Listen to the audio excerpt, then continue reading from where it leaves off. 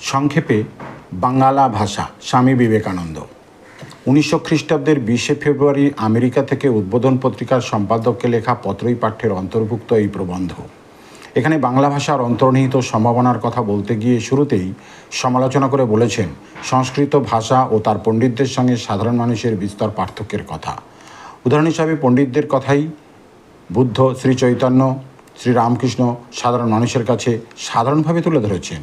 সেই সঙ্গে প্রশ্ন তুলেছেন, পাণ্ডিত্য কি সংস্কৃত ভাষাতেই জাহির করতে হবে? আরও বলেন, চলিত ভাষায় কি শিল্প নৈপুণ্য হয় না? এমন আরও অসংখ্য প্রশ্ন। তার রচনা অনুসারে সংস্কৃত ভাষা হলো অস্বাভাবিক ভাষা, কিম্ভূত কিমাকার ভাষা, মৃত ভাষা।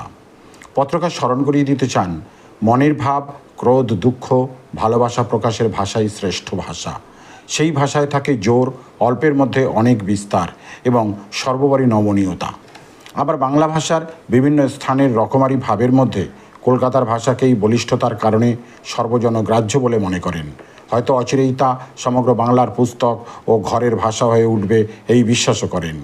এই ভাব প্রতিষ্ঠিত করতে পরিশেষে কিছু তাৎপর্যপূর্ণ উদাহরণের দ্বারস্থ হয়ে প্রবন্ধটি তিনি শেষ করেন। ধন্যবাদ।